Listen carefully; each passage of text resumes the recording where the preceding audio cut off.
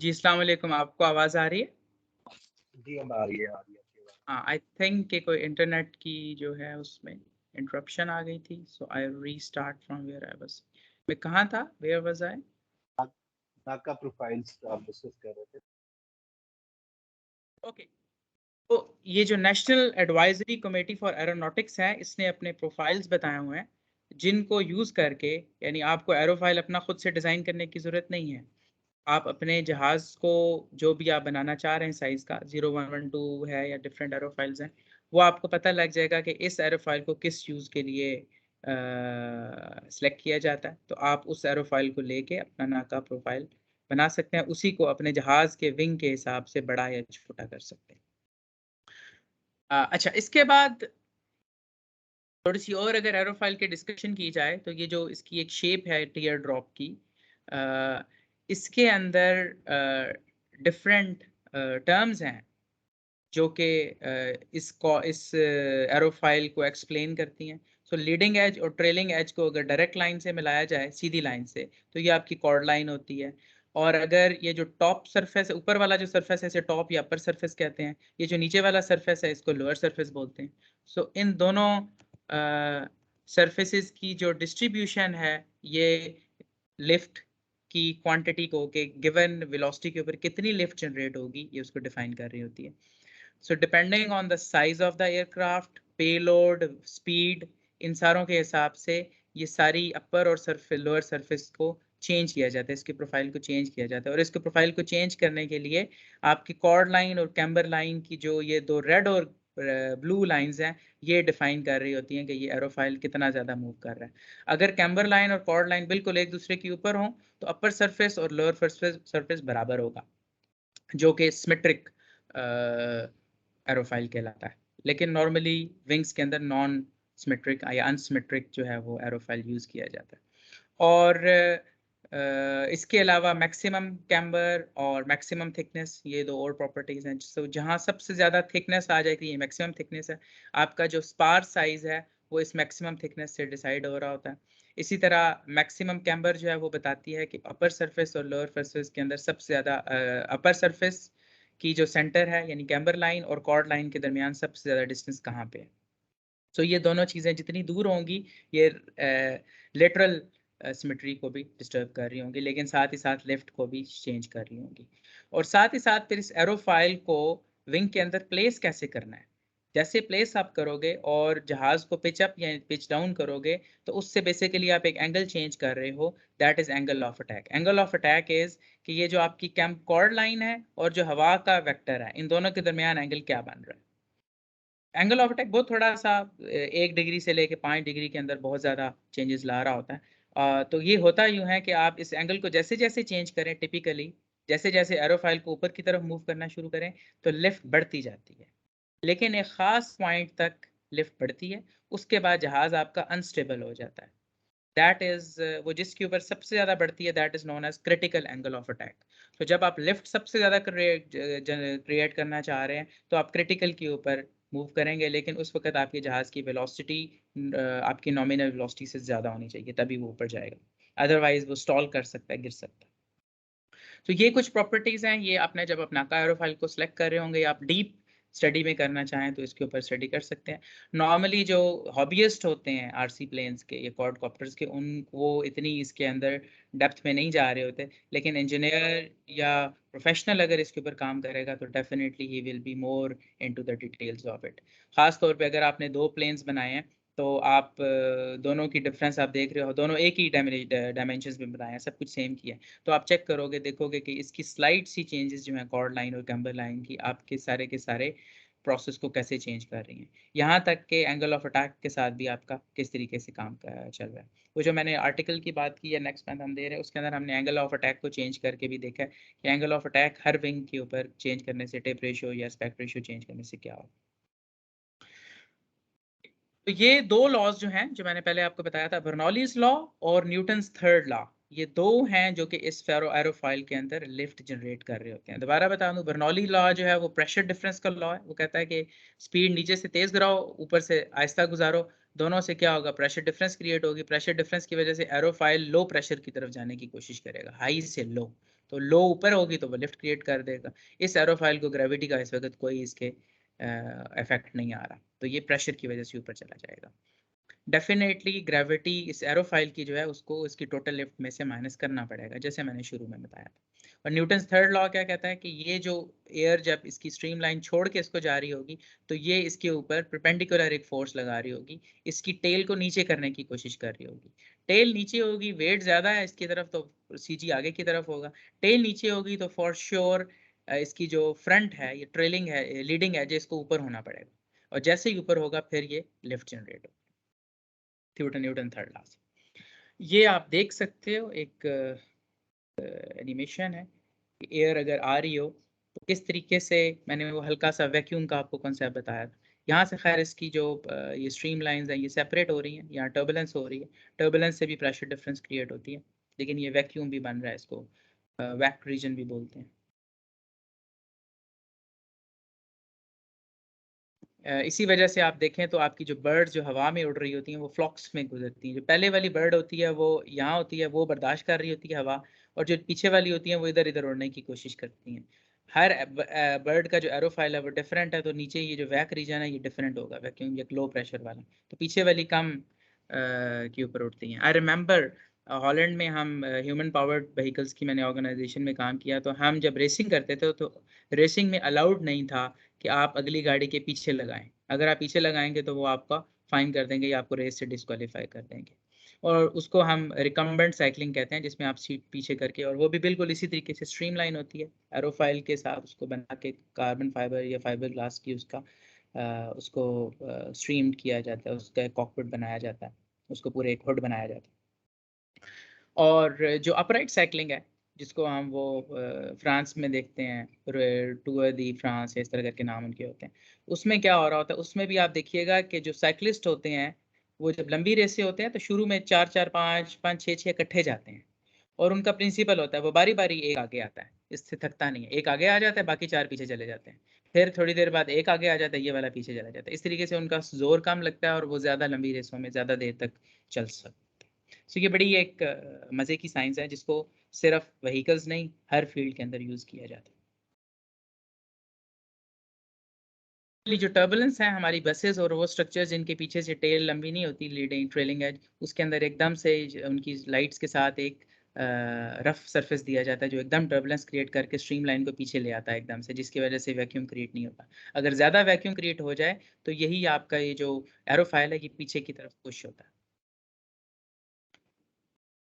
Okay, सो propeller की तरफ आते हैं। इसी विंग को अगर आप घुमाना शुरू कर दो दो हिस्सों में डिवाइड करके, लेकिन इस विंग का अब ये जो एरोफाइल है ये डिफरेंट टाइप का होगा, तो अब ये आपका प्रोपेलर बन जाएगा, और प्रोपेलर एक रोटेशनल या स्पिनर के ऊपर लगा हुआ होगा। इसको हम देखते हैं कि यही विंग आप रोटेट करेगा। अब ये प्रोपेलर आपके आरसी प्लेन्स में फ्रंट पे लगा होता है, डेफिनेटली थ्रस्ट जनरेट कर रहा होता है, और आरसी प्लेन में जो लिफ्ट है वो उसका विंग पीछे जो होगा विंग क्रिएट करेगा, और लिफ्ट के लिए विंग के ऊपर हवा लगेगी, और हवा लगाने के लिए ये थ्रस्टर जितना स्ट्रांग होगा हवा उतनी ज़्यादा मूव करेगी उसके ऊपर। और अगर इसकी फर्दर थ्रस्ट को और वो देखा जाए तो इसका एंगल ऑफ अटैक फ्रंट पे नहीं होता, ये एंगल के ऊपर आ रहा होता है, ये वाला एंगल ऑफ अटैक। और रिलेटिव विंड जो है उसका जो डायरेक्शन है वो इस हेयर में देखी जाए तो ये साइड से, क्योंकि ये इसकी स्पिनिंग की वजह से हवा इसके अंदर जाती है, स्पिनिंग में जाती है। और रोटेशनल वेलोसिटी का जो प्रिंसिपल है वो ये बता रहे हैं कि फॉरवर्ड वेलोसिटी और रोटेशनल वेलोसिटी आपस में परपेंडिकुलर होती है। अब होता क्या है कि हवा मूव करवाता है ये, और तेजी से पीछे जनरेट कर पीछे की तरफ फेंकता है, जिसकी वजह से फॉरवर्ड न्यूटन्स थर्ड लॉ से थ्रस्ट क्रिएट होता है। So this is the principle of a propeller. और प्रोपेलर में ये भी देख सकते हैं आप कि हमेशा प्रोपेलर जहाँ भी स्पिनर लगे होंगे आपके प्रोपेलर्स के, उनकी नोज यूं होगी, या आप जैसे हमने पहले बात की थी टीयर ड्रॉप वाली, ये वही वजह है कि यहाँ से जब हवा आती है तो आराम से यहाँ से स्लाइस अवे करती है। ड्रैग्स दो तरह की होती है, मैंने तो एक सिंपल ड्रैग ही कहा है, प्रेशर ड्रैग होती है और सरफेस ड्रैग होती है। प्रेशर ड्रैग आपके क्रॉस सेक्शन एरिया की वजह से होती है, रुकती है आपको, जिसको कोफिशिएंट ऑफ ड्रैग के साथ भी कनेक्ट किया जाता है। सरफेस ड्रैग होती है कि जो हवा आ रही है वो कितने स्मूथ सरफेस से लग रही है। तो ये सरफेस वाइट वाला जितना शाइनिंग होगा, जितना स्मूथ होगा, उतनी सरफेस ड्रैग जो है वो कम होगी। मैं दोबारा हॉलैंड की एग्जांपल दूंगा। वहाँ जब हम वेलोमोबिल्स उसको बोलते थे, वेलोमोबिल्स जब हम चलाते थे तो जो रेसिंग वेलोमोबिल्स वाले थे वो अपनी गाड़ी के ऊपर स्टिकर भी नहीं लगाते थे, क्योंकि स्टिकर लगाने से वो कहते थे कि ये सरफेस रफ होगा हल्का सा, और ये जो है सरफेस ड्रैग जो है वो बढ़ जाएगी। So that is very important sometimes when you are going into the racing. अच्छा, इसके अलावा अब प्रोपेलर की जितना लंबा प्रोपेलर होगा, ज़्यादातर लोग ये समझते हैं कि भाई लंबा प्रोपेलर लेने से थ्रस्ट बढ़ जाएगी। जितना प्रोपेलर बड़ा हो जाएगा उसका टॉर्क इंक्रीज होगा, लेकिन आरपीएम के साथ थ्रस्ट का ताल्लुक होता है। थ्रस्ट का ताल्लुक हमेशा आपकी रोटेशनल स्पीड के साथ है। जितनी रोटेशनल स्पीड ज़्यादा होगी उतनी थ्रस्ट ज़्यादा होगी। तो अगर आपने लंबा प्रोपेलर एक मोटर के साथ लगा दिया तो वो उसके ऊपर ज़्यादा रेजिस्टेंस देगा, और रेजिस्टेंस देने की वजह से वो रोटेट, आरपीएम उसकी स्लो हो जाएगी। आरपीएम स्लो होगी तो थ्रस्ट भी स्लो हो जाएगी।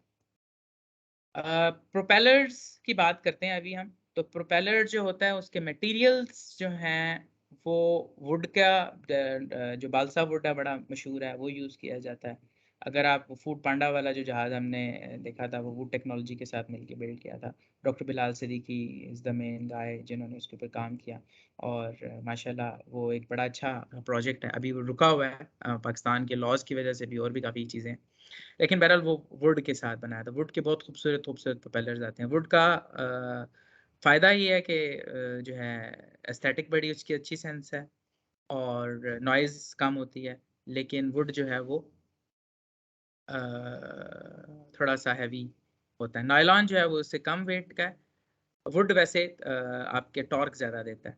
नायलॉन जो है वो उसकी वुड से भी कम नॉइज़ होती है, बहुत कम नॉइज़ होती है, और नायलॉन जो है वो चीपर होता है, लेकिन वीकर होता है।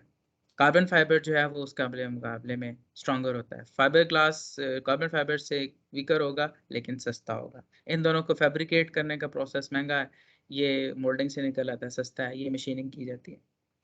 उसके बाद इसकी सरफेस ड्रैग कम करने के लिए इसके ऊपर एपॉक्सीज डाली जाती हैं ताकि शाइनिंग सरफेस हो। ये कुछ टाइप्स हैं, आप देख सकते हो। ये देख रहे हैं, ये सारे डिफरेंट टाइप के हैं। ज़्यादातर ये नायलॉन वुड के नज़र आ रहे हैं, ग्लास फाइबर के भी नज़र आ रहे हैं। ये ग्लास फाइबर, कार्बन फाइबर नहीं, क्योंकि कार्बन फाइबर का टेक्सचर नज़र आ रहा होता है। हाँ, अगर अगर इन्होंने उसके ऊपर पेंट या कुछ कर दिया तो अलग अलग। सो ये डिफरेंट साइजेस ऑफ प्रोपेलर्स हैं। तो साइज जितना बड़ा बनाते जाएंगे, जितना लंबा करते जाएंगे, थ्रस्ट कम होती जाएगी, टॉर्क हाउएवर बढ़ेगा। अच्छा, अब अगर आपका हॉरिजॉन्टल प्रोपेलर है, यानी उसकी एक्सिस हॉरिजॉन्टल है, तो लेफ्ट हैंड साइड पे देखें, ये आपका आरसी प्लेन। वैसे ये आरसी प्लेन है नहीं, इसमें कॉकपिट है, बंदा भी बैठा हुआ है, बट आरसी प्लेन का कॉन्सेप्ट वही है। आरसी प्लेन जो है वो उसके अंदर ये प्रोपेलर हॉरिजॉन्टली लगा होगा। वर्टिकली अगर आप प्रोपेलर को लगा दे राइट साइड पे देखें तो वो आपका क्वाडकॉप्टर बन जाएगा। दोनों के अंदर बॉटम के ऊपर लैंडिंग गियर होते हैं जिससे कि आप चलता है। आरसी प्लेन को एक जगह चाहिए जिससे थोड़ा सा वो टेक ऑफ करेगा, क्योंकि प्रोपेलर थ्रस्ट जनरेट करेगा, इतनी थ्रस्ट जनरेट करेगा कि लिफ्ट जो है वो वेट से बढ़ जाए, तब आप उसको उड़ाएंगे। उसके लिए कुछ डिस्टेंस चाहिए जिस पे वो ज़मीन पे उड़ेगा, तो उसको एक रनवे की ज़रूरत है, छोटी सी जगह की। लेकिन क्वाड कॉप्टर्स की ब्यूटी ये है, या मल्टी कॉप्टर जिसको मैं बोलता हूँ, क्वाड कॉप्टर बेसिक है। मल्टी कॉप्टर जो है उनकी थ्रस्ट जो है वो बहुत ज़्यादा होती है और उनको रनवे की ज़रूरत नहीं होती। इसके अलावा ये जो है ये पावर कम कंज्यूम करते हैं, क्योंकि प्रोपेलर एक है, एक ही मोटर करंट ड्रॉ कर रहा होगा, उसके बाद ये विंग जो है ये लिफ्ट जनरेट करेगा, ये ज़्यादा देर तक उड़ सकता है, इसका फ्लाइट टाइम ज़्यादा है। क्वाड कॉप्टर्स जो हैं या मल्टी कॉप्टर जो है, इनके अंदर ज़्यादा मोटर्स लगी होती हैं और सारी की सारी थ्रस्ट यही कर रहे हैं, इनको ग्लाइडिंग स्लाइडिंग कोई नहीं मिलती, एरोफाइल का एज सच रोल इसमें कोई नहीं है, तो ये जल्दी करंट ड्रॉ करेगा और जल्दी इसकी बैटरी ख़त्म हो जाएगी, तो इसका फ्लाइट टाइम नॉर्मली कम होता है। ये इनका फ़ायदा ये है कि ये मैपिंग क्विक करनी हो, ज़्यादा एरिया को कवर करना हो तो ये करते हैं। ये जो है ये उसके मुकाबले में स्लो होगा। लेकिन क्वाड मल्टीकॉप्टर्स का फ़ायदा ये है कि अगर आपने किसी जगह पे फोकस रुक के किसी चीज़ को करना है या स्टेबलाइज्ड इमेजरी चाहिए आपको, तो क्वाडकॉप्टर अपने आप को रोक के तो कर सकते हैं। जैसे आपको ये पिक्चर में भी नज़र आ रहा है, इसके पीछे ये गिम्बल लगा हुआ है, ये वही गिम्बल है जो कि हम आईफ़ोन के साथ भी लोग लगाते हैं, या ऑसिमो है जैसे DJI का, या आप किसी आजकल मार्केटिंग वाले जिसके पास भी जाओ तो एक बड़ा सा गिम्बल होता है जिसके ऊपर अपना DSLR भी लगाया होता है, तो ये आपकी स्टेबल इमेज को स्टेबल करता है, क्योंकि प्रोपेलर्स कंटिन्यूसली अपने आप को स्टेबलाइज करने के लिए मूव कर रहे होते हैं। ये मूव करते हैं तो पूरा का पूरा क्वाडकॉप्टर का फ्रेम भी मूव करता है, लेकिन कैमरा अगर मूव कर जाएगा फ्रेम के साथ तो आपके लिए आपके इमेज डिस्टॉर्टेड हो जाएगा, उसको रोकने के लिए गिम्बल लगाया जाता है। गिम्बल हमेशा आपके इमेज को स्टेबलाइज रखता है। सो ये दोनों थोड़ी सी इनकी कंपैरिजन होगी। आरसी प्लेन लोग हॉबीज़ के लिए भी यूज़ करते हैं और इसकी फंक्शनैलिटी भी है, स्प्रेइंग के लिए भी लोग यूज़ करते हैं। स्प्रेइंग टैंक्स ऊपर लगा के, और इसके अंदर एक लंबी शाफ्ट है जिसके ऊपर नोजल्स होती हैं। आप जो आपका कंट्रोलर होता है, आरडू पैलेट वाला हो या कोई भी हो, उसके साथ आप अपना एक चैनल होता है जिसके साथ अपने पंप को ऑन या ऑफ कर सकते हो। जैसे ही पंप ऑन करोगे तो नोजल्स के अंदर से स्प्रे होना शुरू हो जाएगा। इवन कंट्रोल्ड भी कर सकते हो। अगर आप उसकी मोटर जो है वो सर्वो हो है या पंप को ड्राइव करने वाली या स्टेपर है, तो आप उसको स्प्रे की अमाउंट को थोड़ा या ज़्यादा भी कर सकते हैं और ट्रिगर भी कर सकते हैं। हमारा एक प्रोजेक्ट जो था, जो कि ड्रोन टेक के मेरे को फाउंडर स्टूडेंट्स थे, उन्होंने किया। उसमें हमने नोजल्स को मशीन लर्निंग के थ्रू कंट्रोल किया हुआ था। जब उसको डिसीजन मिलता था तो तब पंप ऑन होता था, वरना ऑन नहीं होता था। फॉर एग्जांपल, अगर पौधा है उसके ऊपर उसने स्प्रे करना है, या एक बंदा है, या आग लग गई है, तो वो पहले डिटेक्ट करता था। अगर वो यस डिसीजन देता था कंट्रोल्स, तो तब जाके वो स्प्रे करता था, अदरवाइज नहीं। उसके लिए हमने मशीन लर्निंग के कुछ मॉड्यूल्स भी यूज़ किए थे, जेटसन नैनो वगैरह। तो बहरहाल ये दो डिफरेंसेस हैं। मेरा जो पॉइंट ऑफ व्यू है, जो मेरी इंटरेस्ट है, वो ज़्यादा क्वाडकॉप्टर्स में, मल्टी रोटर्स में है, क्योंकि इसकी एप्लीकेशंस बहुत ज़्यादा हैं और मैं इसके अपने प्रोजेक्ट्स में यूज़ भी करता रहा हूँ। तो मुझे लग रहा है कि ये ज़्यादा फ्यूचर के अंदर स्टेबल समझा जा रहा है। आरसी प्लेन्स तो, या ये जो एरोडायनामिक्स का माहौल है, ये इकट्ठे, अक्सर इन दोनों को इकट्ठा भी किया जाता है। आपने यूरोप का एक जहाज़ देखा होगा, जो रैप्टर था, आई थिंक F-35 क्या उसको बोलते हैं। उसके अंदर वो वीटॉल था, उसके अंदर वर्टिकल टेक ऑफ लैंडिंग थी। उसमें प्रोपेलर्स नहीं थे, उनके पीछे यहाँ थ्रस्टर होता है, थ्रस्ट वेक्टर जनरेट करता है। पीछे से प्रोपल्जन इंजन होता है टेल के ऊपर, जो कि बहुत तेज़ी से हॉट गैसेस रिलीज़ करता है, जिसकी वजह से फ्रंट, न्यूटन्स लॉ के प्रिंसिपल से फ्रंट के ऊपर थ्रस्ट जनरेट होती है। और उसका जो एग्जिट होता है वो मूवेबल भी होता है, और जिस डायरेक्शन में मूव करता है उससे ऑपोजिट थ्रस्ट जनरेट होती है, जिससे कि मनूवर्स भी जहाज़ कर सकता है। तो वो जहाज़ जो है वो वीटॉल है। इन दोनों का कॉम्बिनेशन वीटॉल काफ़ी मशहूर है इस वक़्त। वीटॉल में दोनों कैपेबिलिटीज़ होती हैं। उसमें फिक्स विंग का स्ट्रक्चर भी दिया जाता है, ताकि उसकी डायरेक्शन स्टेबल हो सके और वो उसको उड़ते हुए सारा का सारा थ्रस्टर्स के ऊपर ज़ोर ना हो, उसकी फ्लाइट टाइम थोड़ी-सी इंक्रीज़ हो जाती है। वीटॉल्स वीटॉल्स में जो आपकी मूवेबल या आपकी ये प्रोपेलर्स हैं, इनको रोटेट किया जाता है कुछ वीटॉल्स में, जो कि काफ़ी ट्रिकी चीज़ है। उसके ऊपर काफ़ी काम हो रहा है, लेकिन वो काफ़ी एक्सपेंसिव बन जाता है। लेकिन जनरल वीटॉल्स जो हैं, उसके अंदर आप इसी फिक्स विंग के ऊपर, परों के ऊपर जो इसके विंग्स हैं, और नॉर्मली पीछे टेल्स के ऊपर 4 प्रोपेलर दे देते हो वर्टिकली। और पहले ये फ्रंट वाला प्रोपेलर उसको थोड़ा-सा, जो फ्रंट टॉप वाले हैं वो उसको टेक ऑफ के लिए यूज़ होते हैं, और उसके बाद वो स्लो हो जाते हैं, फ्रंट प्रोपेलर तेज़ हो जाता है, तो वो फिक्स्ड विंग की तरह आगे मूव करना शुरू करता है। डेफ़िनिटली इसके अपने प्रोज़ एंड कॉन्स हैं। कॉस्ट इसकी बढ़ जाती है। इसके अंदर जब वो फ्रंट में मूव कर रहा होता है, एज़ अ फिक्स्ड विंग काम कर रहा होता है, तो ऊपर वाले प्रोपेलर्स उसके लिए एक किस्म की ड्रैग क्रिएट कर रहे होते हैं। लेकिन एरोडायनामिक सरफेस उसको सपोर्ट कर रहा होता है। साथ उसका ये नुकसान भी है कि जो क्वाडकॉप्टर होता है उसमें आप किसी भी डायरेक्शन में मूव कर सकते हो और वो इक्वल फोर्सेस लगती हैं। लेकिन जब आप फिक्स्ड विंग उसके साथ लगा दोगे तो उसका एरोडायनामिक शेप हर डायरेक्शन में डिफरेंट होती है, तो आपके कंट्रोल्स थोड़े से ट्रिकी हो जाते हैं। विंग आप उसकी फ्रंट और रियर जो है वो फिर डिफाइन कर देते हो, वो उसी तरीके से मूव करता है। तो ये कुछ फ़ायदे कुछ नुकसानात हैं। ओवरऑल उसको स्टेबल करना, उसका सीजी मेंटेन करना भी काफ़ी ट्रिकी होता है। जब आप उसको डिज़ाइन कर रहे होते हो तो टेक्निकली स्पीकिंग इन चारों परों के सेंटर के ऊपर आपका सेंटर ऑफ ग्रेविटी आना चाहिए। तो ये मुश्किल हो जाता है जब आप इस जहाज़ को देखें, क्योंकि इसका सीजी सेंटर में नहीं हुआ करता। ओके, सो ये कुछ जो हैं इसकी डिफरेंसेस जिसके ऊपर इसको प्ले किया जाता है। अब हम देखते हैं कि जी आपका मल्टी रोटर जो है वो, उसका जो हॉरिजॉन्टल प्रोपेलर था, आपने जब उसको वर्टिकल कर दिया सारों को, तो वो आपका मल्टी रोटर बन गया। मल्टी रोटर में सबसे बेसिक जो ड्रोन है वो 4 प्रोपेलर्स वाला है, 4 परों वाला है। कई लोग कहते हैं जी एक पर पे उड़ सकता है या नहीं उड़ सकता। एक पर पे उड़ेगा, लेकिन जो साइड के ऊपर मोमेंटम क्रिएट हो रहा होगा उसको स्टेबल करना, अगर आप कोई उसका तरीका ढूंढ सकते हैं तो एक पर पे भी उड़ सकता है, लेकिन वो स्टेबल फ्लाइट नहीं करेगा। हाँ, एक पार्ट जो होता है वो मल्टी, आपका जो हेलीकॉप्टर है वो उस प्रिंसिपल पे चढ़ता है, उसमें इसका प्रोपेलर बहुत बड़ा कर दिया जाता है टॉर्क इंक्रीज करने के लिए। साथ ही साथ उसकी एक ही एक्सिस के ऊपर एक से ज़्यादा पर होते हैं जो एक दूसरे को सपोर्ट कर रहे होते हैं, फिर वो उससे स्टेबल होता है। और पीछे उसकी एक टेल दी जाती है, जो कि जो आपका एंगुलर मोमेंटम है वो जो जायरोस्कोपिक कपल है, जायरोस्कोपिक कपल एक टर्म होती है, जायरोस्कोपिक कपल को मैं बैलेंस करने के लिए वो यूज़ करता है।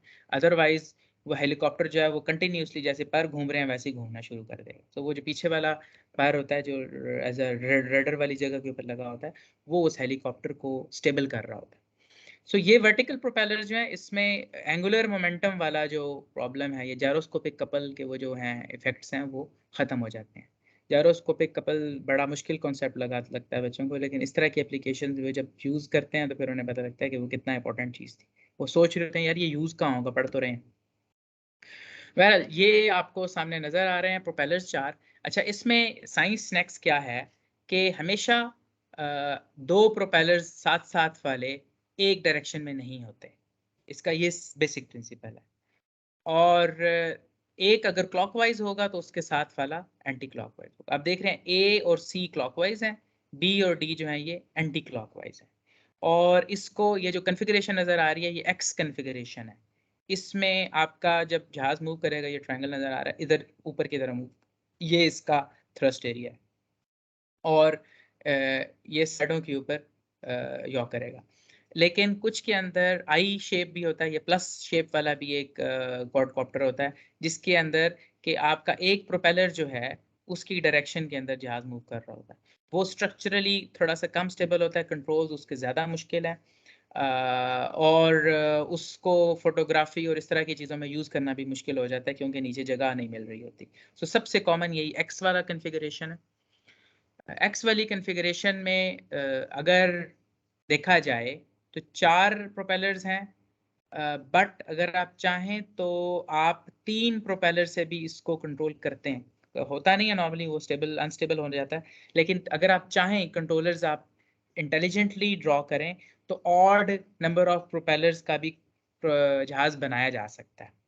लेकिन वो फिर भी 4 वाले या इवन वाले के मुकाबले में कम स्टेबल होगा, या उसमें कंट्रोल्स मोटर्स बार-बार एक दूसरे को स्टेबल करने की कोशिश कर रही होंगी। वो काफ़ी ट्रिकी होता है।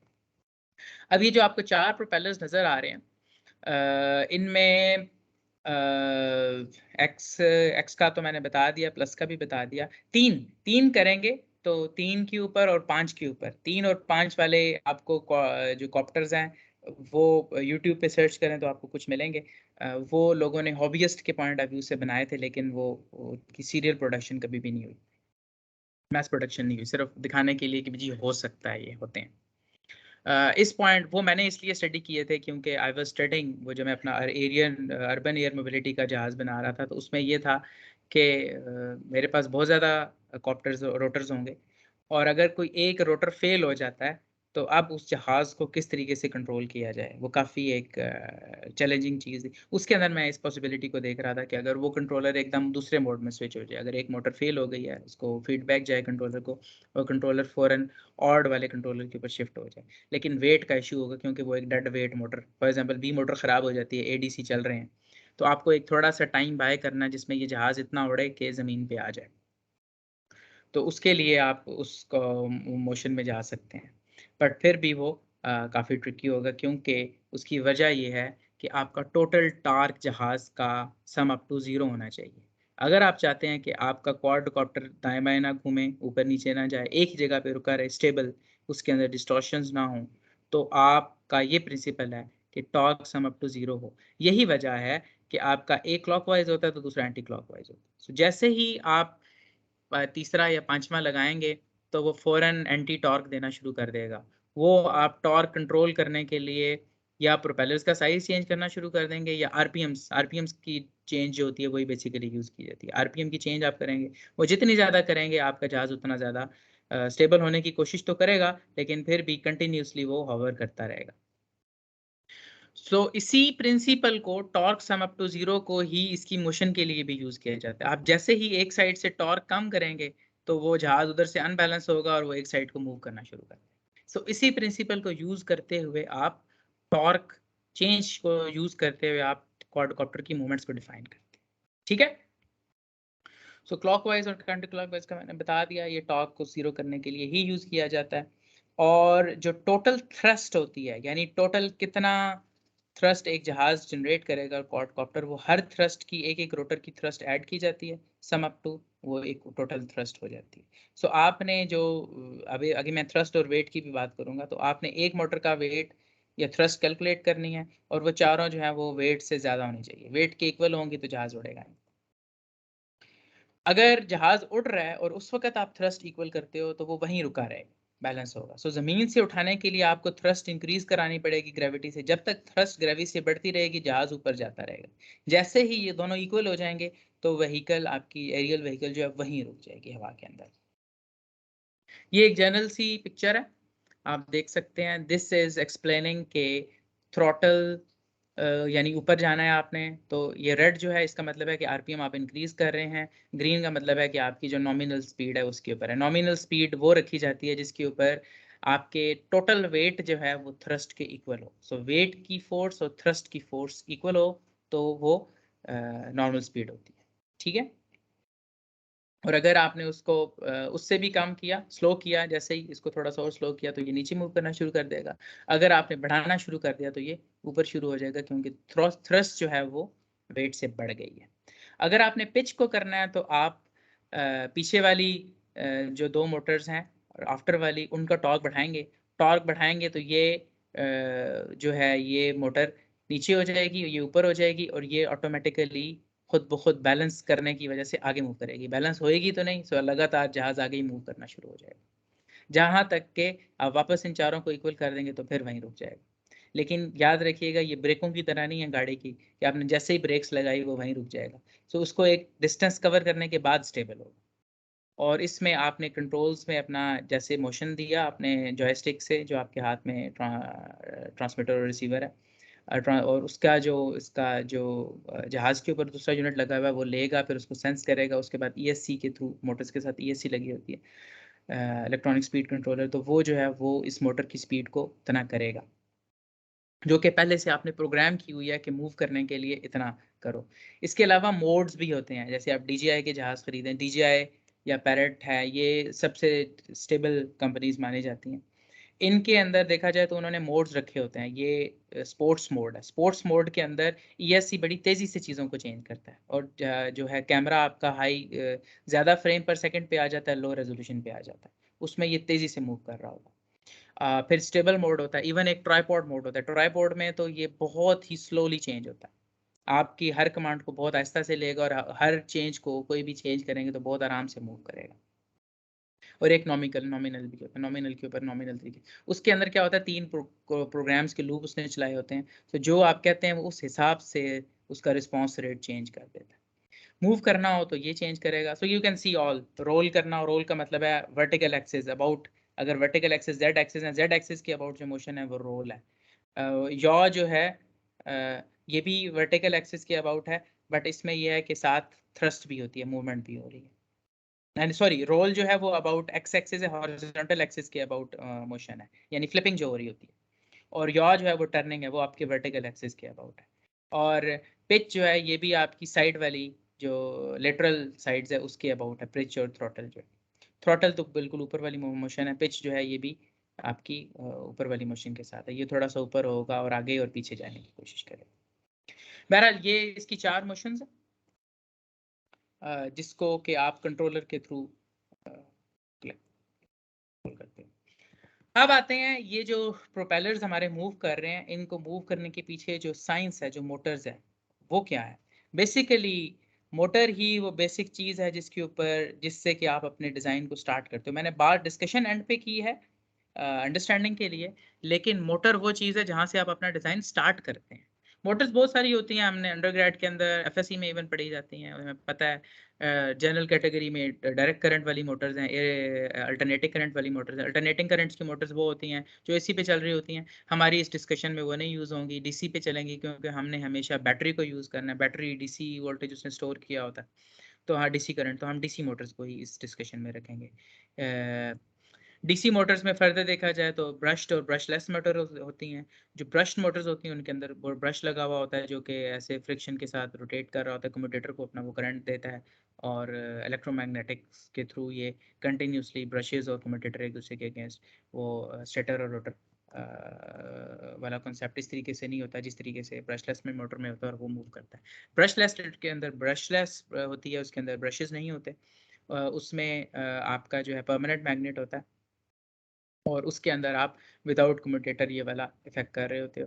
ब्रशलेस जो है इनकी मेंटेनेंस स्लो होती है, इनकी कम्प्लेक्सिटी थोड़ी सी ज़्यादा होती है, इनकी कॉस्ट भी ज़्यादा होती है। ब्रश मोटर सस्ती होती है, आप जितने भी टॉयज़ छोटे मोटे होते हैं उनके अंदर आपको ब्रश मोटर्स नज़र आएंगी।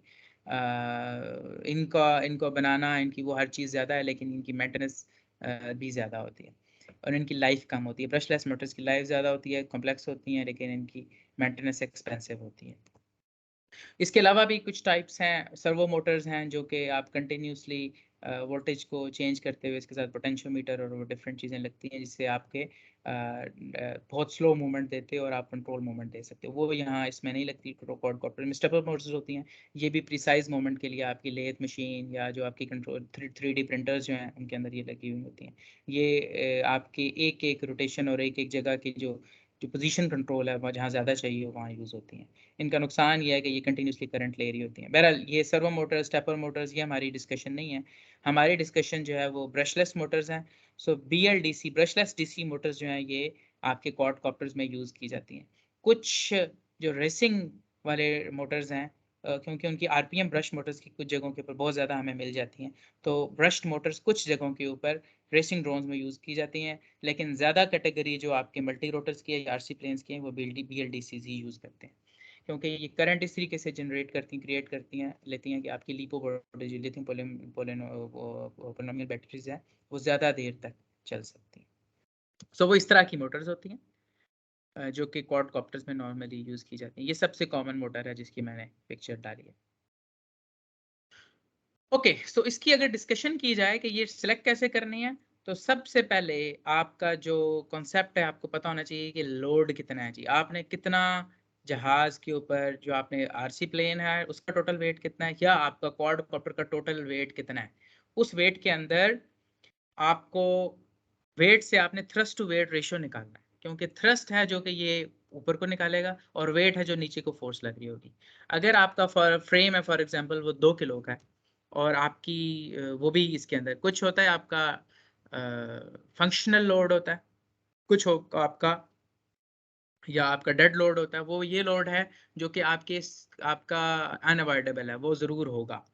वो आपके फ्रेम का वेट होता है, आपके लैंडिंग गियर्स का वेट होता है, मोटर का अपना वेट होता है, प्रोपेलर्स का वेट होता है, जितनी आपने इलेक्ट्रॉनिक्स लगाई हैं उसका वेट होता है, उसके कंट्रोलर का वेट होता है, उसके GPU यूनिट, IMU, बैटरी सबसे हैवी चीज़ है। ये लोड जो हैं ये आपके कांस्टेंट मिनिमम बैटरी जो कि उसको चलाने के लिए सबसे छोटी है जो आप यूज़ कर सकते हैं, वो उसका डेड लोड समझा जाता है। ये लोड जो है ये इसका सिंपल वेट होगा। फिर आप किस यूज़ के लिए उस क्वाडकॉप्टर को यूज़ कर रहे हैं। अगर कैमरा और गिम्बल है तो वो उसका आगे नेक्स्ट लोड है जो कि आपके एप्लीकेशन लोड है। एप्लीकेशन लोड के अंदर आप उसका कैमरे का, उसके गिम्बल्स का, अगर ऊपर कुछ चीज़ें मूव कर रही हैं तो उसके मोमेंटम को भी ज़हन में रखना पड़ेगा। ये टोटल वेट है। लेट्स से मैं अज्यूम करता हूँ कि अगर 20 kg मेरा टोटल वेट बन गया है, 10 kg जो है मेरा आपका फ्रेम का और इन चीज़ों का वेट है, और 10 kg मेरा प्लान है कि मैं फूड पांडा के लिए या बाइकिया वालों के साथ मिलके या आजकल मैं जोवी के साथ एक प्रोजेक्ट पे काम कर रहा हूँ, जोवी वालों के लिए मैं एक ड्रोन बनाता हूँ जो कि 10 किलो का सामान एक जगह से दूसरी जगह लेके जा सकता है और टोटल वेट हो गया 20 kg। तो अब अगर मुझे उस 20 kg के लिए थ्रस्ट ढूंढनी है तो थ्रस्ट 20 kg अगर मैं लूँगा तो टेक्निकली ये इक्वल हो जाएगी। इक्वल से वो उड़ेगा नहीं, मुझे थ्रस्ट को उससे बढ़ाना है। अगर मैं 21 kg भी कर दूं तो जहाज ऊपर उड़ना शुरू कर देगा टोटल। अब 21 is not the right way. Normally thumb rule ये है कि आप 50% के ऊपर उसको कंट्रोल करते हैं। सो नॉर्मली थ्रस्ट जो है वो वेट का डबल होनी चाहिए। सो अगर आपने 20 kg के लिए करना है तो आपने 40 यानी 50% डिजाइन भी इसको हम बोलते हैं, कम अज कम 40 किलो का जो है आपकी थ्रस्ट जो है, या अगर न्यूटन्स में देखते हैं तो उसके अंदर, या वॉट्स में देखते हैं तो उसके अंदर भी आपकी थ्रस्ट वेट से डबल होनी चाहिए ताकि ये जहाज उड़ सके। ये मिनिमम रिक्वायरमेंट है, ये नॉमिनल समझा जाता है। इससे नीचे रहेंगे तो आपका जहाज स्टेबल, फ्लाइट टाइम भी आपका कंप्रोमाइज्ड होगा और स्टेबिलिटी भी कंप्रोमाइज्ड होगी। आप कभी भी श्योर नहीं हो सकते, और अगर थोड़ी बहुत भी हवा चली या कोई चीज़ चली तो आपका जहाज फौरन स्टॉल कर सकता है। इंडोर के लिए ये या बहुत ही क्रिटिकल जगहों के ऊपर इसको हम यूज़ कर सकते हैं। अच्छा, इसका मतलब ये हुआ कि 40 kg का थ्रस्ट होगा, 40 kg का थ्रस्ट का मतलब ये होगा कि एक मोटर जो है वो 10 kg का थ्रस्ट जरूर जनरेट करे, और वो थ्रस्ट जो है वो नॉर्मली मोटर्स के साथ वॉटेज में या केजीज में भी कई दफ़ा मार्केट में अवेलेबल होता है। तो आपने एक मोटर जो यूज़ करनी है वो कम से कम 10 kg का थ्रस्ट प्रोवाइड करती हो। अच्छा, इसमें भी याद रखिएगा कि जब आप उसके ऊपर प्रोपेलर यहाँ लगाएंगे, इस जगह पे प्रोपेलर लगेगा, तो इसका जो थ्रस्ट है वो कम हो जाता है और इसका आरपीएम जो रेटेड होता है वो कम हो जाता है। सो मोटर्स को हमेशा अकेला टेस्ट करते हैं। ये जो दो वायर्स जा रही हैं, इधर 3 वायर्स जा रही हैं, इन 3 वायर्स को ईएससी से कंट्रोल करते हैं, और ईएससी जो है वो आपका इसका स्पीड कंट्रोलर होता है इसका मोटर का, वो फिर आके जाके कंट्रोलर में कनेक्ट होता है। और जो कन्वेंशनल आटो पायलट वगैरह के ये कंट्रोलर्स हैं, इनके अंदर इनका सॉफ्टवेयर साथ मिलता है जो बाय डिफ़ॉल्ट आपको इनका ट्रांसफ़र फंक्शन निकालने में, इन्हें कैलिब्रेट करने में आपकी हेल्प करता है। तो वो प्लग एंड प्ले टाइप थोड़ा सा है, जिसको आप आधे घंटे की आपको वीडियोस भी मिल जाएंगी, आप आधा घंटा बैठ के देखें, आपको समझ आ जाएगी कि ये कैलिब्रेट कैसे करते हैं। अगर आपने थोड़ा अच्छा जाना है तो 3:1 या 4:1 रेशियो यूज़ किया जाता है। फोटोग्राफी वाले नॉर्मली या वीडियोग्राफी वाले जो क्वाडकॉप्टर्स होते हैं उनमें ये 3:1 या 4:1 होता है। 5:1 जो है, जब थ्रस्ट बहुत ज़्यादा बढ़ा देते हो तो वो रेसिंग ड्रोन्स के लिए यूज़ की जाती है। सो थ्रस्ट टू वेट रेशियो का ये प्रिंसिपल होता है। अच्छा, इसमें ये भी बात याद रखिएगा कि क्वाडकॉप्टर जो है वो 4 प्रोपेलर्स पे, अगर आप चाहते हैं कि यार मैंने फ्रेम बहुत बड़ा नहीं करना, मोटर मेरी बहुत महंगी, आप लेट से 60 kg पे 40 kg भी जो मैंने बताया आपको, 10 kg की मोटर बहुत 10 kg जो थ्रस्ट प्रोड्यूस कर रही होगी वो बहुत बड़ी मोटर होगी, तो वो आपके लिए क्वाडकॉप्टर में फिजिबल नहीं होगा। वो आपको हेक्साकॉप्टर में जाना पड़ेगा, यानी 6 प्रोपेलर्स यूज करने पड़ेंगे। अब वही 40 जो है वो 6 किलो की 6 के ऊपर डिवाइड हो रहा होगा। कई दफ़ा ऑक्टोकॉप्टर पे भी आप जा सकते हैं, 8 पे भी जा सकते हैं। इसके अलावा एक और पॉसिबिलिटी है जो कि आजकल बहुत कॉमनली यूज़ की जा रही है, वो ये है कि आप मल्टी एक्सियल रोटर यूज़ करते हैं। मोटर एक ही होती है और उसके ऊपर भी प्रोपेलर लग जाता है और बिल्कुल इस तरह की चीज़ नीचे भी होती है। वो मोटर जो है वो टॉर्क उसका इंक्रीज़ हो जाता है, लेकिन वो आरपीएम कंट्रोल करती है। सो एक ही मोटर को यूज़ करते हुए आप डबल थ्रस्ट जनरेट कर रहे हो। वो मल्टीप्लाई बाय 2 कैलकुलेशंस में डाली जाती है, एग्जैक्टली वो मल्टीप्लाई बाय 2 नहीं होती। लेकिन उससे क्या है कि आप क्वाडकॉप्टर से ऑक्टोकॉप्टर का काम ले रहे हैं, 4 प्रोपेलर से 8 का काम ले रहे हैं। वो आपकी अर्बन एयर मोबिलिटी में काफ़ी हद तक उसका कॉन्सेप्ट आ रहा है। एक जहाज़ है जो कि पर्सनल एरियल व्हीकल बोलते हैं उसको, पीएवी स्वीडन का है, जेटसन 1। जेटसन 1 देखेंगे तो वो उसके अंदर मल्टी एक्सियल मोटर यूज़ की गई, लेकिन वो 4 हैं। 4 का मतलब है एक भी मोटर गई तो बस बंदा गया, उसके अंदर कोई और ऑप्शन नहीं। दूसरी जो इम्पोर्टेंट जो आपकी थ्रस्ट को चीज़ कंट्रोल कर रही है और आपकी स्टेबिलिटी को, वो आरपीएम है, RPM of the motor. RPM जो है वो नॉर्मली मोटर्स में केवी लिखी होती है। केवी जो है वो 2450 जैसे ये नज़र आ रही है, ये इसकी आरपीएम पर वोल्ट है, यानी अगर अब डिपेंड करता है कि आप इसको किस बैटरी के साथ जोड़ रहे हैं। मोटर के साथ लिखा भी होता है ये 12 वोल्ट के साथ चलेगी या 6 वोल्ट के साथ चलेगी या 24 वोल्ट के साथ चलेगी। 12 वोल्ट ज़्यादातर कॉमन होता है, जैसे इस मोटर में लिखा हो। ये जो है ये 12 वोल्ट लिपो के साथ अगर आप लगाएंगे तो आप 12 वोल्ट को आप 2450 से ज़रब करें, मल्टीप्लाई करें, तो this would give you the RPM. So RPM of the motor depends on the battery as well. KV rating वो आपको दे देंगे क्योंकि ये कितने आरपीएम पर वोल्ट जनरेट करता है। सो हाई वोल्टेज वाली बैटरी लगाएंगे तो आरपीएम बढ़ जाएंगे, लो वोल्टेज वाली लगाएंगे तो आरपीएम कम हो जाएंगे। बैटरीज की डिस्कशन हम ज़्यादा नहीं करेंगे, अभी सिर्फ हम मोटर्स पे ही रहेंगे। बैटरी एक अलग डिस्कशन है। अच्छा, इसमें ये हमने पहले भी बात की थी, जैसे ही लार्ज प्रोपेलर बनाएंगे उसका टॉर्क तो बढ़ जाएगा, लेकिन वो केवी यानी आरपीएम कम कर देगा। तो अगर आपको रेसिंग ड्रोन यूज़ करना है, लेट्स से रेसिंग के लिए यूज़ करना है, तो आप कोशिश करेंगे छोटा से छोटा प्रोपेलर हो ताकि वो ज़्यादा से ज़्यादा आरपीएम करे और ज़्यादा से ज़्यादा थ्रस्ट हो। लेकिन वो स्टेबल नहीं होगा, हल्की सी मूवमेंट से वो दाएं या बाएं होगा, मूव करेगा। सो स्टेबिलिटी के लिए आप एक नॉमिनल प्रोपेलर रखते हैं और हाई ज़्यादा प्रोपेलर, और दूसरा लार्ज प्रोपेलर जो आपको बैलेंसिंग में हेल्प करते हैं, याद रखिएगा। सो प्रोपेलर जैसे जैसे आप बढ़ाते हैं तो आपका जहाज़ जो है वो कंट्रोलर के लिए कंट्रोल करना, कैलिब्रेट करना, स्टेबलाइज करना आपके सिस्टम के लिए उसके जो जायरोस्कोप है वो आसान हो जाता है। लेकिन आपकी आरपीएम को वो डिक्रीज करता है, थ्रस्ट को डिक्रीज कर रहा होता है। सो ये आपका हमेशा एक ट्रेड ऑफ होता है। अच्छा, उसके बाद एक और जो चीज़ है वो मोटर साइजिंग है कि कितने बड़ी मोटर चाहिए। बेसिकली आप आरपीएम इंक्रीज कर रहे हैं तो उसका मोटर का साइज भी इंक्रीज हो रहा है, लेकिन साथ ही साथ आरपीएम और टार्क, आरपीएम के साथ साथ टार्क भी चेंज हो रहा है। सो टॉर्क बेसिक डेफिनेशन है जो कि मोटर की साइज को डिफाइन करता है। सो जितनी बड़ी मोटर होगी उसका ज़्यादा टॉर्क होगा। और इसमें स्टेटर और रोटर होता है। स्टेटर जो है वो रुका रहता है, वो आपके फ्रेम के साथ जुड़ा होता है, रोटर रोटेट कर रहा होता है। ये जो 3 स्क्रू नज़र आ रहे हैं ये स्टेटर के साथ कनेक्टेड है, ये आपके फ्रेम पे जुड़ जाएंगे। 4 होंगे तो उस तरफ भी होगा, कुछ के 3 होते हैं, कुछ के 4 होते हैं। और ये जो रोटर है ये दरमियान में रोटेट कर रहा होगा। अच्छा, जितना टॉलर होगी यानी इसकी हाइट, ये वाली डायमेंशन जितनी बड़ी होगी उतनी ज़्यादा उतनी बड़ी मोटर हो रही होगी, उतना ज़्यादा टॉर्क, क्योंकि इसके अंदर जो आपके पोल्स हैं, नंबर ऑफ पोल्स, पोल का साइज बढ़ रहा होगा, साइज उसकी वाइंडिंग बढ़ रही होगी, वाइंडिंग बढ़ेगी तो टॉर्क भी बढ़ जाएगा। अंदर इसके उसके साथ परमानेंट मैग्नेट होता है। अच्छा, दूसरा क्या है कि इसकी विड्थ भी जितनी बढ़ी जाएगी उतना ही टॉर्क बढ़ जाएगा। सो नॉर्मली इसकी, अगर आपने मोटर देखी नहीं है, सिर्फ आपको कोई वैसे बता रहा है ऑनलाइन, तो या पिक्चर में आपको क्लियर नहीं हो रही, तो आपका जो कोड होता है मोटर का, लेट्स से ये 2212 है, ये इसका कोड है, ये बता रहा है कि ये डायमीटर कितना है और हाइट कितनी है। सो डायमीटर जो है वो इस पूरे सर्कल का डायमीटर है, ये जो मोटर का सर्कुलर क्रॉस सेक्शन है। तो ये डायमीटर है, जितना बड़ा डायमीटर होगा इसका मतलब है इसके अंदर ज़्यादा पोल्स आ सकते हैं। ज़्यादा पोल्स आएंगे तो ज़्यादा टॉर्क क्रिएट होगा, और बड़े ज़्यादा पोल्स आ सकते हैं, और जितनी हाइट ज़्यादा होगी उतनी ज़्यादा वाइंडिंग हो रही है। तो ये दोनों चीज़ें मिल के मोटर का साइज डिफाइन करती है। सो लेट्स से 2212 है, तो 22 मिलीमीटर इसका डायमीटर है और 12 मिलीमीटर इसकी हाइट है। तो ये मोटर साइजिंग जो है ये आपको ये भी डिफाइन करेगी कि जी आपने किस तरह का क्वाडकॉप्टर बनाना है।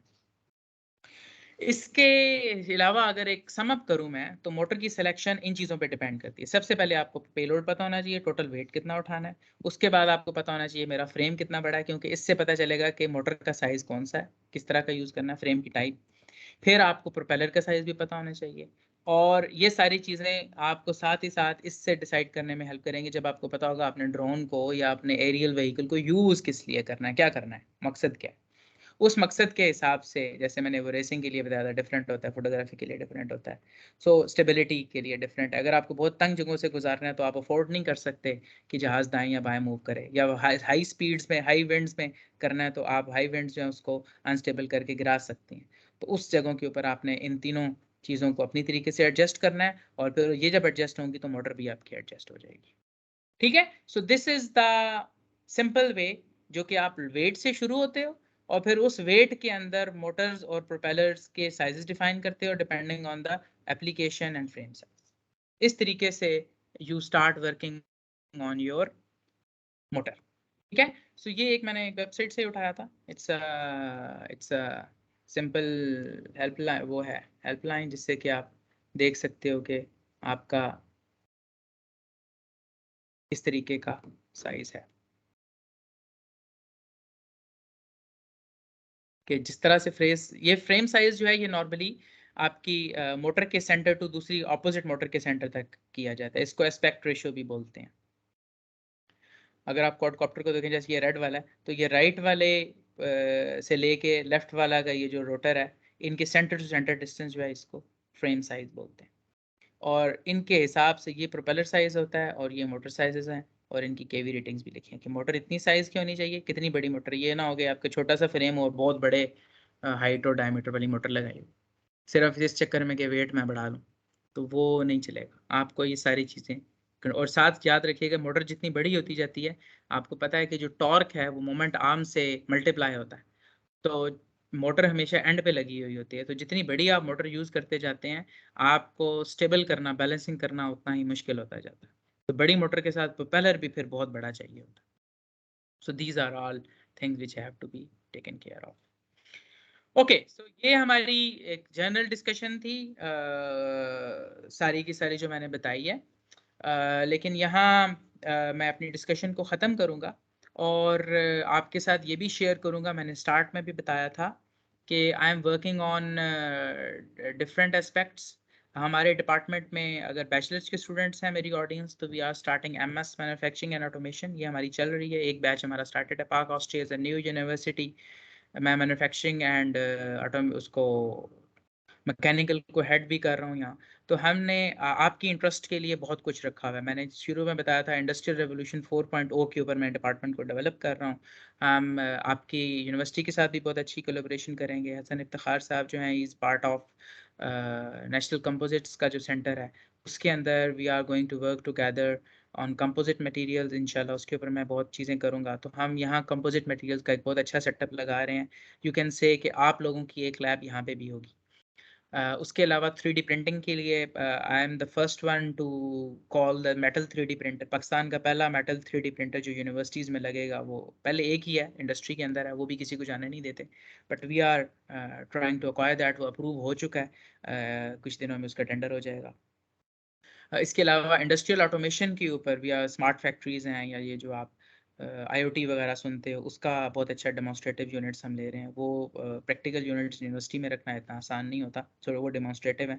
बाकी सर्विसेज वाले हैं, स्ट्रक्चरल मॉनिटरिंग, और इसके ऊपर मैं ड्रोन्स की एक बहुत अच्छी लैब बना रहा हूँ, जिसके ऊपर हम डिफरेंट पेलोड्स को टेस्ट करेंगे। प्रोपेलर टेस्टिंग की है, उसके लिए हम एक बहुत बड़ी विंड टनल भी ले रहे हैं, जिसके अंदर आप अपने विंग्स को, छोटे RC प्लेन्स को, उनकी एरोडायनामिक्स को वेरीफाई कर सकते हैं। विंड टनल भी इंशाल्लाह, GIK में भी बहुत बड़ी थी, वो भी पाकिस्तान की यूनिवर्सिटीज़ के अंदर उस जैसी विंड टनल जो GIK के पास है, किसी GIK के पास है, किसी के पास नहीं है।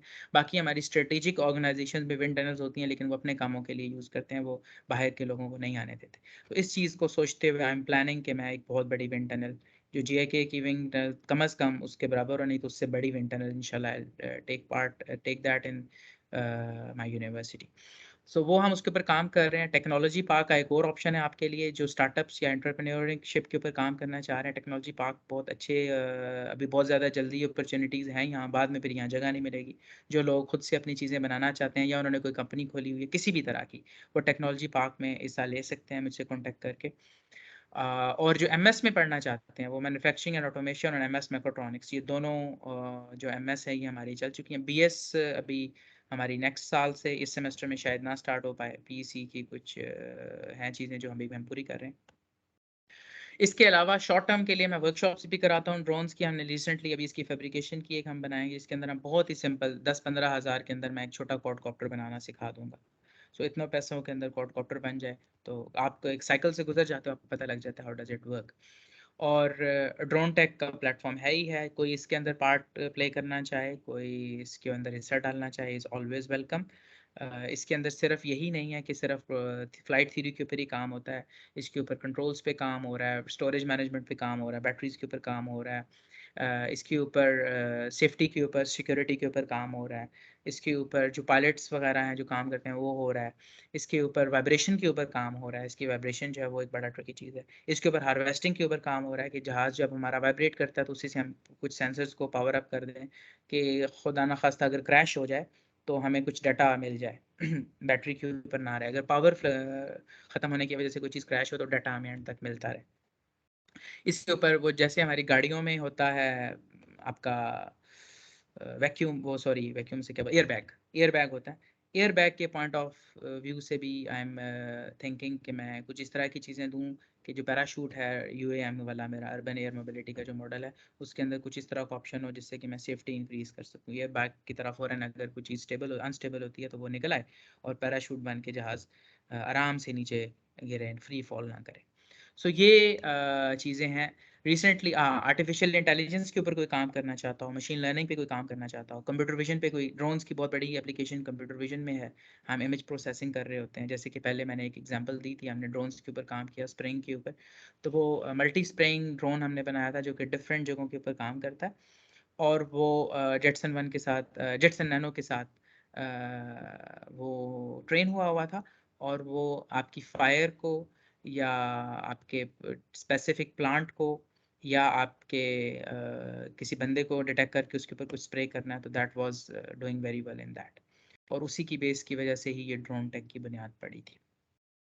मुझे किसी ने फॉलो करना हो तो लिंक्डइन, यूट्यूब, फेसबुक, सबके ऊपर डॉक्टर सुहेल मलिक लिखेंगे तो you will find me. Twitter के ऊपर, और मेरी अपनी वेबसाइट भी है, ये भी थोड़ी बिल्डिंग में है, but you will see further in few days, ही कुछ ही दिनों में बन जाएगी। So that's all from my side. Hasan Iftikhar sahab, it's up over to you for any question answers या किसी को क्वेरी हो। Thank you, sir. It was a very interesting.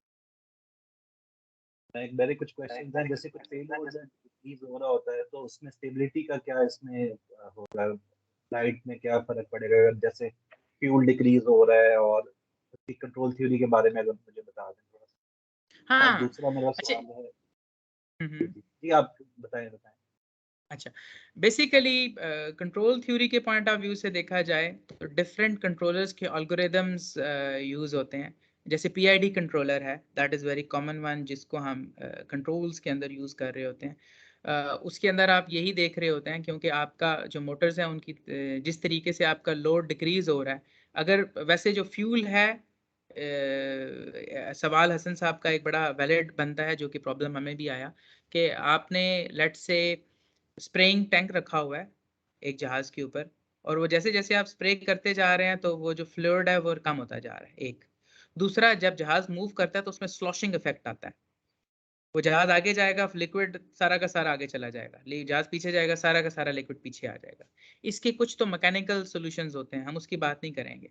Control theory के पॉइंट ऑफ व्यू से देखा जाए तो आपका जो जायरोस्कोप है और जो आपकी मोटर्स का थ्रस्ट का फीडबैक आ रहा है, सो आपको हर मोटर के साथ ओडोमीटर लगाना पड़ता है, जो कि आपको कंटिन्यूस आरपीएम, वैसे आरपीएम को करंट के साथ कंट्रोलर चेक कर रहा होता है, उसे और कुछ नहीं पता होता। वोल्टेज तो कांस्टेंट जा रही होती है, वो करंट के पॉइंट ऑफ व्यू से आरपीएम को चेक कर रहा होता है। और लोड के साथ भी करंट चेंज होता है, अगर हवा बढ़ जाएगी या प्रोपेलर्स पे वेट बढ़ जाएंगे, कोई वेट बढ़ेगा तो वोल्टेज उसका करंट ज़्यादा ड्रॉ होना शुरू हो जाएगा। लेकिन ज़्यादा अच्छे फीडबैक के लिए, क्योंकि करंट की रेंजेस के ऊपर ये चल रहा होता है ट्रेनिंग, तो ओडोमीटर सेंसर्स जो हैं, या जिसको आप और सादा अल्फाज में जो टेकोमीटर्स होते हैं, ठीक है, उस तरह का आपको कोई ना कोई सेंसर चाहिए होता है जो हर मोटर के साथ कनेक्ट हो जाता है, और वो आपको कंटिन्यूअस आरपीएम दे रहा होता है, रियल टाइम वाली।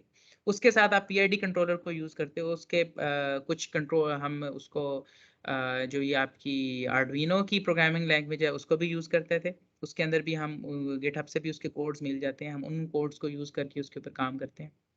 अदरवाइज आप अगर खुद उसके डीपली काम करना चाहें तो कंट्रोल्स के ऊपर जो भी लैब काम कर रही होती है, मैं उसको थोड़ा सा यही कहता हूँ कि मैं ये नहीं कहना चाह रहा कि उसको छोड़ देना चाहिए, लेकिन मैं उसको इतना ज़्यादा प्रमोट नहीं करता। उसकी वजह ये है कि अगर आप जब कंट्रोलर्स के ऊपर जाके प्रोग्रामिंग के डीप डाइव करते हैं तो आपके जो बिल्ट इन या बने आपको off the shelf commercial controllers मिल रहे होते हैं, वो उनके मुकाबले में आपकी स्टेबिलिटी कभी भी वो नहीं आएगी।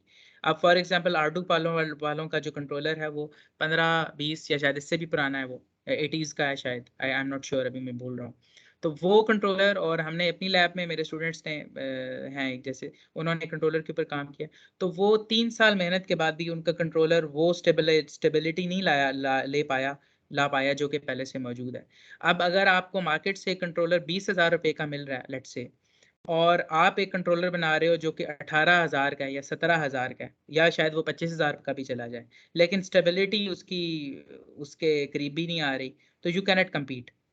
और वहाँ जाके फिर आपको ऑफ द शेल्फ चीज़ें उठानी पड़ती हैं, और ऑफ शेल्फ में यही करते हो, जैसे मैंने ट्रबल शूटिंग बताई थी कैलिब्रेशन की। आप आर्डू पायलट का सॉफ्टवेयर खोलें अपने लैपटॉप के साथ अटैच करके, तो वो ESCs को आपके हिट एंड ट्रायल मेथड से थोड़ा सा आप उसको ESCs के करंट को प्ले करेंगे तो हिट एंड ट्रायल से आपको कैलिब्रेट करके दे देता है। So it's not a very difficult process. कुछ चीज़ें हैं जो यहाँ बताई नहीं जा सकती, वो अगर वो हैंड्स ऑन है कि वो किस तरीके से किया जाता है, लेकिन बहरहाल ये है कि जो उसका आइटरेटिव प्रोसेस है आर्डू पायलट का पिक्सॉक के साथ जो है, दैट इज़ वेरी स्मार्ट, वो आपको खुद ब खुद कैलिब्रेशन करके दे देता है।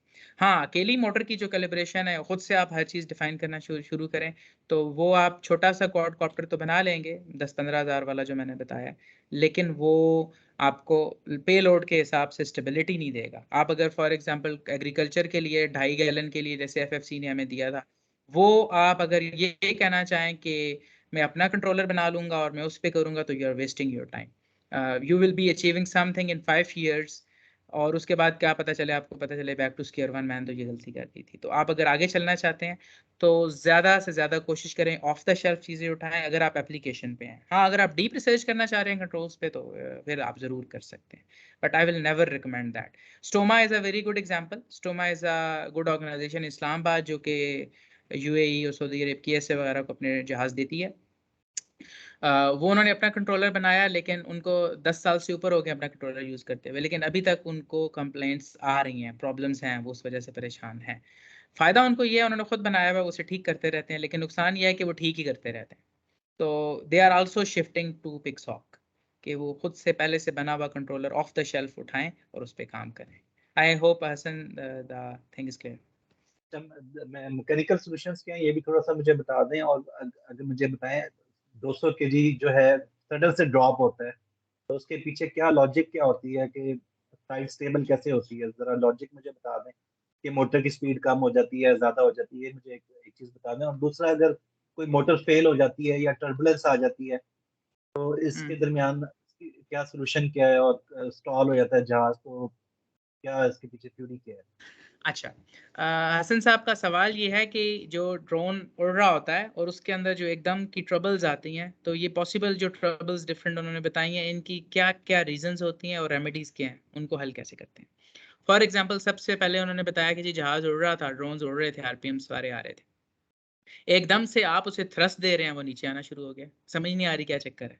आप कह रहे हैं उड़ो भाई, वो नीचे ही आई जा रहा है, एकदम से ड्रॉप हो रहा है। उसकी सबसे कॉमन जो पिक्सहॉक में हमने देखी है वो ये होता है, आपका जो बैटरी होती है वो जब पुरानी हो जाती है, आप तो उसे फुली चार्ज करके भेजते हैं, लेकिन पिक्सहॉक के अंदर बाय डिफ़ॉल्ट कुछ सेफ्टी के ऑप्शंस होते हैं। जैसे ही बैटरी एक ख़ास पॉइंट से इंक्रीज़ करती है, मतलब उतनी डिस्चार्ज हो जाती है, तो उसके बाद भले आप जो करते रहें, वो ऑटोमेटिकली भी आपका कंट्रोलर उसे कहता है कि आप इसको मैंने नीचे लेके जाना है, वो आपकी सेफ हाइट पे लाता है, और उसके बाद कई दफ़ा वार्निंग्स दे रहा होता है, वो आपको समझ नहीं आ रही होती, वो ड्रॉप हो जाता है। एक ये सबसे कॉमन।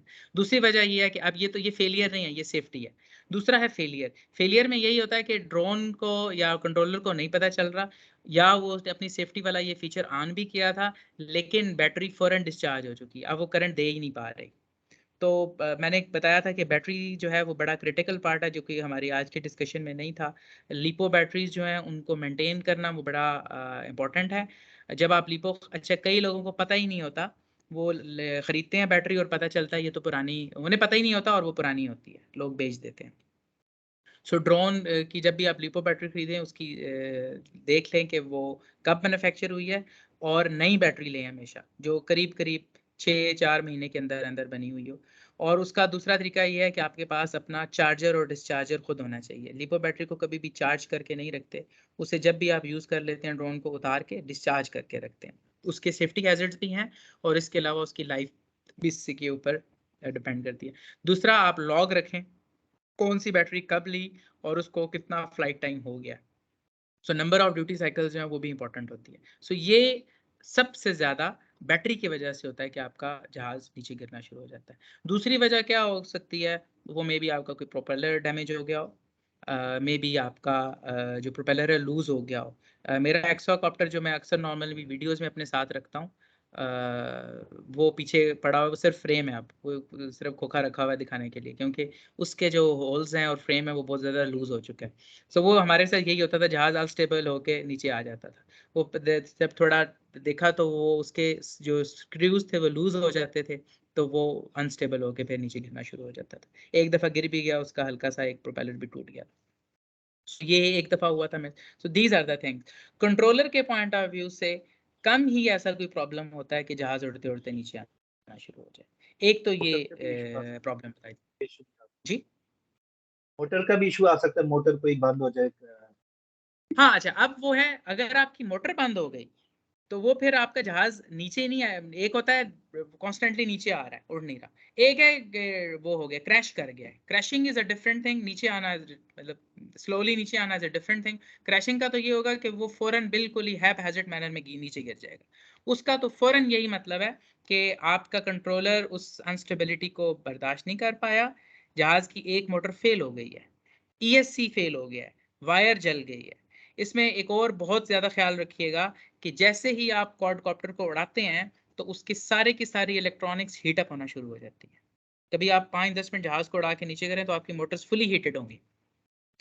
तो आपको ये भी पता होना चाहिए कि आपकी मोटर्स अच्छी नस्ल की लें। जो चाइना की मोटर्स हैं वो ज़्यादा अरसा नहीं चलती, वो बड़ी तेज़ी से, खैर सारी चाइनीज़ होती है, लेकिन चाइना के अंदर जो अनब्रांडेड हैं वो इतनी जल्दी जो है वो बहुत तेज़ी से गर्म होती हैं और वो बड़ी जल्दी हीट अप हो जाती है और उनके फेल होने के चांसेस बहुत ज़्यादा बढ़ जाते हैं।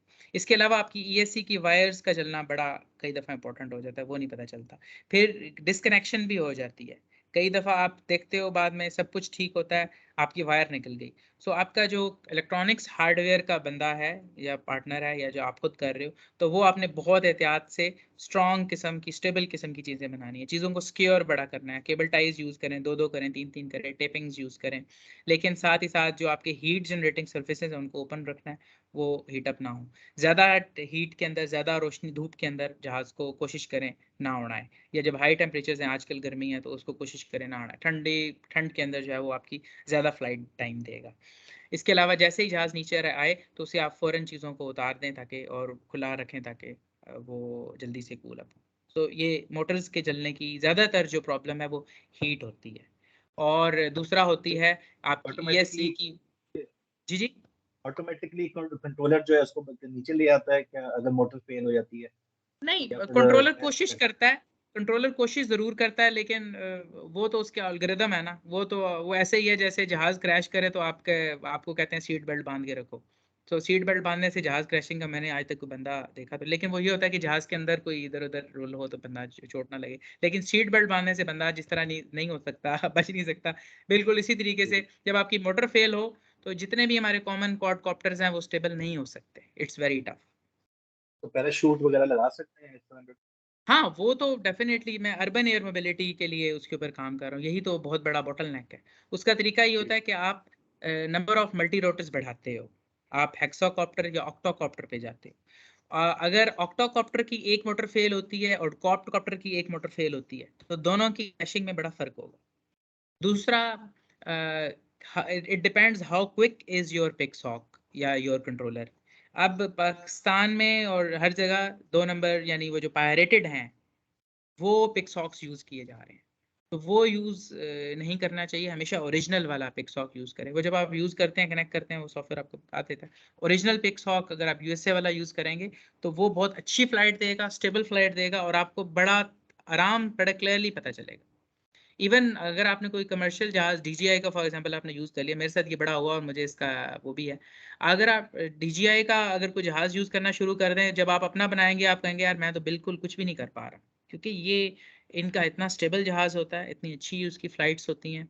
आप मेरी वो वीडियोज़ में देखते होंगे, वो फ्लाइट्स इस तरीके की होती हैं कि आपको पता ही नहीं होता। आप कहते हो यार कि कोई बंदा खड़ा होके वीडियो ले रहा है, पिक्चर ले रहा है। वो हल्की-सी भी डिस्टॉर्शन नहीं होती, पता ही नहीं लगता ये एक मूविंग जो कि 4 रोटर्स मूव कर रहे हैं उसकी ये चीज़। सो मोटर फेलियर जो है वो आप इस तरीके से कंट्रोल कर सकते हैं। हाँ, जो पैराशूट वाला ऑप्शन है वो 2 जगहों के ऊपर है, 2-3 जगहों पे मैंने देखा है, बट वो still in the research phase है। क्योंकि आपने बंदा बिठाना है, तो उसको पता तो होना चाहिए कि यार मुझे अगर कुछ हो गया तो मैंने क्या करना है। उसमें 2 कॉन्सेप्ट हैं, एक पैराशूट वाला कॉन्सेप्ट है, एक वो एयर बॉल वाला कॉन्सेप्ट है, कि आप जो है आप केबिन में होंगे, खुदा ना खास्ता कुछ क्रैश होता है तो आप एकदम से कुछ वो निकलेगा एयर बैग टाइप, आप पूरे बैग के अंदर आ जाएँगे। तो वो आप जिस तरफ से भी बम्पिंग होगी आप एयर बैग पे लगेंगे, आपकी बॉडी को कुछ नहीं होगा। बट वो भी है कि वो कितनी हाइट तक उड़ाया जाए। तो अभी कोशिश यही होती है कि जी आप 20 मीटर्स 30 मीटर्स से ऊपर ना जाएँ हाइट के अंदर। और 20 मीटर्स भी मैंने ज़्यादा, इवन बहुत सारे लोग तो बिल्कुल अराउंड 7 जहाज है ना सरफेस के उड़ा रहे होते हैं। और एक और चीज़ के उसमें जो ट्रबल शू वो है बॉटलनेक बनी हुई है, वो थ्रस्ट है। जो थ्रस्टर होता है वो हवा ऊपर से नीचे की तरफ करता है, आप नीचे होते हो, वो बहुत तेज़ हवा होती है। आप आजकल के मौसम में जब बिजली चली जाए तो आप अपना क्वाडकॉप्टर अपने सर के ऊपर उड़ा दें, आपको गर्मी नहीं लगेगी, बड़े मज़े की हवा आती है। So this is also a issue, क्योंकि आप ज़्यादा रोटर्स लगा रहे हो तो हवा बहुत ज़्यादा है, फिर आपने बंदे को, या जो अर्बन एयर मोबिलिटी वाला बंदा है उसको उससे सेव भी रखना है। So this is the possible solutions at the moment. Students में अगर किसी के क्वेश्चंस हैं तो वो प्लीज हैंड रेज कर दें, मैं उनका माइक अलाउ कर देता हूँ। स्टूडेंट्स में या टीचर्स में अगर डॉक्टर मदीहा आपका अगर कोई क्वेश्चन है तो आप बता दें मुझे। अच्छा, ये मुझे एक चीज़ बताएं डॉक्टर साहब कि अगर 200 केजी अगर एक प्लेन है, उसका 200 केजी या समझ लें कोई ड्रॉप हुआ है, पे लोड ड्रॉप हुआ है, उस केस में फ्लाइट स्टेबल रहेगी या फिर स्टेबल करना पड़ता है? थ्योरी ऑफ फ्लाइट में क्या फर्क पड़ेगा? नहीं, ये बहुत हो जाएगी, इट्स वेरी ईज़ी। क्योंकि जब आप वेट ड्रॉप कर देंगे ना, तो आपका जो करंट जो आरपीएम थी, मोटर्स की, वो स्टेबल करने के लिए बढ़ी हुई थी। तो ESC जो है उसके अंदर एक करंट ड्रॉ हो रहा था उसको उस जगह पे रखने पे। जैसे ही एकदम से वे ड्रॉप होगा तो आपका स्लाइटली एक जर्क तो आएगा उसका, लेकिन फौरन ही जो कंट्रोलर है उसको पता लगेगा करंट जो है वो कम ड्रॉ होना शुरू हो गया है, तो RPM कम कर दो। वो RPM कम कर देगा, उसी जगह के ऊपर उतना ही थ्रस्ट, जितना कम उसे करना था थ्रस्ट टू वेट रेशियो, वो दोबारा मेंटेन कर देगा। तो वो with in fraction of seconds फिर वहीं स्टेबल हो जाए। ठीक है, मेरा नहीं ख्याल किसी और का कोई क्वेश्चन है तो sir thank you so much for your time. बड़ा मजा आया कि थैंक यू वेरी मच। आपने बहुत 2 घंटे तक हमें दिए। It was a wonderful discussion. तो you are working on some drones, इस वक्त क्या सूरत हाल है आपकी यूनिवर्सिटी में, कुछ सोसाइटीज काम कर रही हैं? मेरा ख्याल था कि हम ना ड्रोन्स जो हैं वो एक कंपटीशन कराएं, कंपोजिट के ड्रोन्स बनाएं यहाँ पे ना national centre of composite materials में। अभी मेरा नहीं ख्याल बच्चों का उस तरह का इंटरेस्ट है या उनको वो फ्लाइट थ्योरी पढ़ाई जाती है कोर्सेज में। लेकिन इंशाल्लाह हम कोशिश करके इसको इंट्रोड्यूस लाजमी करवाएंगे। इसका ये है कि we are arranging some workshops, तो आपके इंटरेस्टेड स्टूडेंट्स आ भी सकते हैं टेक्नोलॉजी पार्क के अंदर। वो 4 से 5 दिन में आके तो जाएंगे तो they will have a drone of their own. तो वो फिर उनको लगेगा कि यार इट्स आप इस पे काम कर सकते हैं। आप काइंडली कोई लिंक्स शेयर करते रहेंगे मेरे साथ, यानी काफी जी नेटवर्क है मेरे पास। आप मैं तो जो भी कोई ट्रेनिंग का अगर लिंक है तो आप काइंडली मेरे साथ शेयर कर दीजिएगा, तो मैं बच्चों के साथ जी मैं शेयर कर कर दूंगा, दूंगा। जो इंटरेस्टेड होगा तो वो ज्वाइन कर लेगा। मैं कर दूंगा। आपका बहुत शुक्रिया, आपने मुझे बहुत इनवाइट शुक्रिया किया सर, और कुछ बहुत अच्छी एक डिस्कशन हुई। मैं अभी भी मेरी बड़ी मुश्किल से, आपने काफ़ी अरसे से आप कह रहे थे I was trying to get some time, अभी भी मैं कल तकरीबन मगरिब के बाद मैं फ्री हुआ हूँ, तो फिर मैंने ये थोड़ा सा टाइम लगा के कुछ स्लाइड्स बनाई ताकि मैं आप लोगों के साथ शेयर कर सकूं। बट ये है कि it was wonderful talking to you, और इंशाल्लाह we'll keep this interaction in future. मैं इंशाल्लाह यूट्यूब थैंक पे यू। शेयर कर ओके, थैंक यू। दूंगा। अल्लाह हाफिज़।